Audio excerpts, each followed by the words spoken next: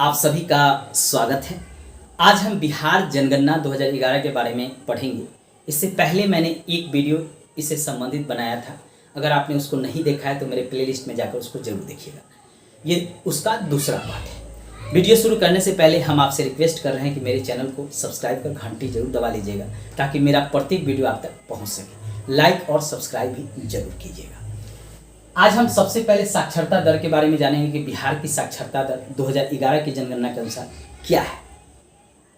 2011 की जनगणना के अनुसार 61.80% जो है साक्षरता है बिहार की।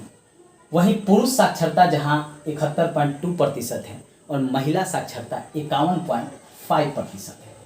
कई बार ये प्रश्न में पूछा गया है ये और ये, इसलिए कम से कम ये दोनों को आप जरूर याद रखिएगा। महिला साक्षरता बिहार में कितना है और टोटल कितना साक्षरता बिहार में, ओवरऑल साक्षरता बिहार की कितना है, ये बार बार पूछा जाता है। अब है सर्वाधिक साक्षरता किस जिले की है तो रोहतास की है। लगभग 73% तक यहाँ के लोग साक्षर हैं। न्यूनतम साक्षरता जो है पूर्णिया जिला का है बिहार में। 51% तक यहाँ के लोग साक्षर हैं। अब यह पूछ लेता है बार बार कि पुरुष साक्षरता किस जिला का सबसे अधिक है, महिला साक्षरता किस जिला का अधिक है बिहार में, सबसे कम किस कहाँ पे है। तो चलिए इसके बारे में भी जानते हैं। तो सर्वाधिक पुरुष साक्षरता रोहतास की है, वहीं न्यूनतम पुरुष साक्षरता पूर्णिया की है।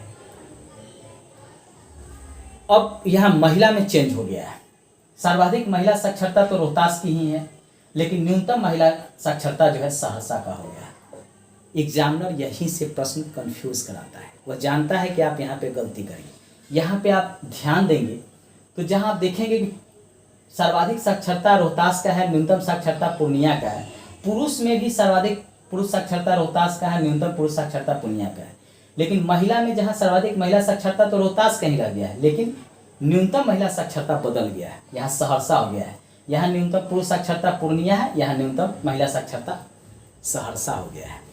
तो आप यहाँ जरूर ध्यान रखिएगा, क्योंकि एग्जामिनर यहीं से प्रश्न बनाएगा और आप गलती करेंगे। क्योंकि आपको तो लगेगा कि रोहतास सबसे अधिक है और सबसे कम जो है पूर्णिया है, लेकिन महिला में सहरसा हो गया है न्यूनतम, तो यहाँ पे बदल जाएगा। इसलिए ये और आपको ये अधिक ध्यान देना है, क्योंकि ये दोनों बार बार प्रश्न में पूछे जा रहे हैं।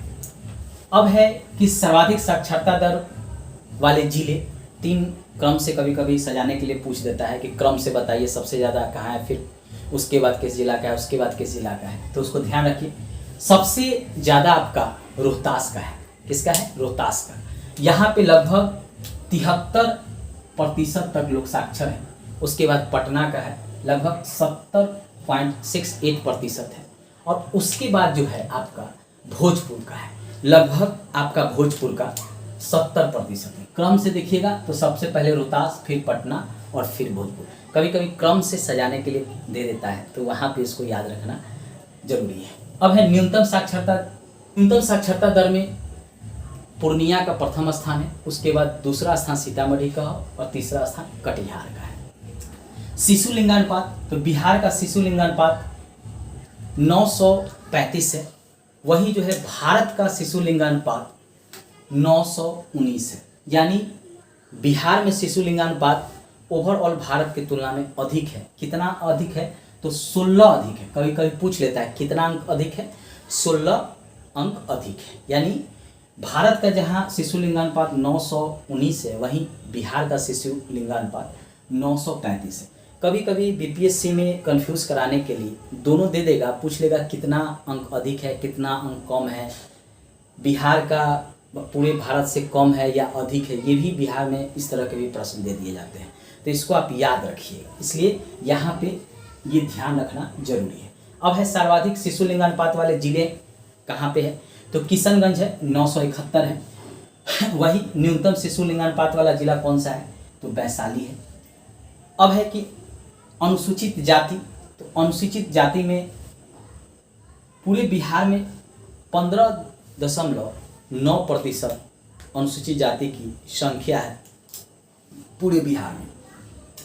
अब है सर्वाधिक जनसंख्या किस जिला में है अनुसूचित जाति का, तो सबसे ज़्यादा गया में है और सबसे कम जो है वो शिवहर में है। इसको भी याद रखिएगा। यानी सबसे ज़्यादा अनुसूचित जाति गया में है और सबसे कम जो है शिवहर में है। यदि प्रतिशत में पूछे तो गया में ही सबसे ज़्यादा होगा, क्योंकि जनसंख्या वहाँ पे है तो 30%। लेकिन अगर प्रतिशत में आता है तो सबसे कम किशनगंज का आ जाता है, यहाँ मात्र 6% है। अगर जनसंख्या में पूछे तो शिवहर और प्रतिशत में पूछे तो किशनगंज अनुसूचित जाति में है। ठीक है, ये बिहार का मैप है, बीच से ये गंगा नदी बह रहा है। अब मैप पे भी थोड़ा समझ लीजिए। देखिए ये किशनगंज का क्षेत्र है, ठीक है, और ये नीचे वाला भाग जो है गया है। ठीक है, शिवहर आपका यहाँ पे पड़ जाता है उत्तर बिहार में। ठीक है, रोहतास का क्षेत्र जो है ये इधर कटा हुआ रोहतास का क्षेत्र पड़ता है। ठीक है, इसको आप याद रखिएगा। ये भोजपुर का क्षेत्र है। पूर्णिया इधर पड़ जाता है आपका, ये पूर्णिया का क्षेत्र है। ठीक है, तो आप कम से कम मैप के अनुसार भी ये जानते रहिए कि कौन सा जिला उत्तर भारत में है, कौन सा जिला दक्षिण भारत में है, कौन दक्षिण में है, कौन उत्तर में है, कौन पूर्व में है, कौन पश्चिम में है। ये भी जानना आपके लिए जरूरी है। धन्यवाद दोस्तों। और महत्वपूर्ण जानकारी को हम जानते हैं। अब हम अनुसूचित जनजाति यानी एसटी के बारे में जानेंगे। बिहार में इनकी संख्या कितना है। देखिए एसटी की संख्या बिहार में मात्र 1.3% है, सबसे कम है। इसका कारण है कि बिहार का विभाजन हो गया और झारखंड जो है ये अलग हो गया, तो सबसे ज़्यादा एसटी जनसंख्या झारखंड में चला गया। तो इससे जो सटा हुआ क्षेत्र है और ऊपर में यहीं पे एसटी जनसंख्या बिहार में है। बाकी और जगह 1-2 संख्या में होंगे, उससे अधिक नहीं है। तो ऐसे स्थिति में सर्वाधिक जनसंख्या पश्चिम चंपारण में है, जो उत्तर बिहार में पड़ता है। ये पश्चिम चंपारण का क्षेत्र है, बेतिया, यहाँ पे सर्वाधिक जनसंख्या है एसटी का। वही न्यूनतम जनसंख्या शिवहर में है, यहीं पे शिवहर है, एक छोटा सा जिला है, यहाँ पे सबसे कम है। अब है कि सर्वाधिक जनसंख्या प्रतिशत में, तो प्रतिशत में भी पश्चिम चंपारण होगा, और न्यूनतम जनसंख्या प्रतिशत में तो औरंगाबाद, ये नीचे का क्षेत्र पड़ता है बिहार में, ये औरंगाबाद का क्षेत्र, यहाँ पे प्रतिशत में सबसे कम है। यानी अगर न्यूनतम जनसंख्या में कहे तो शिवहर और प्रतिशत में कहे तो औरंगाबाद, जबकि अधिकतम जनसंख्या में कहे तो पश्चिम चंपारण और प्रतिशत में भी पूछे तो पश्चिम चंपारण अधिकतम में। अब है कि बिहार में सर्वप्रथम जनगणना कब कराया गया था, तो 1972 में कराया गया था सबसे पहले। उसके बाद जो है नियमित जनगणना यानी लगातार 10 साल के बाद कराने की प्रक्रिया जो है वह 1881 से शुरू किया गया था। भारत की कुल जनसंख्या का बिहार में अभी निवास है 8.60%। बिहार में मात्र 8.60% ही जनसंख्या पूरे भारत की जनसंख्या का वास करता है, यानी रहता है।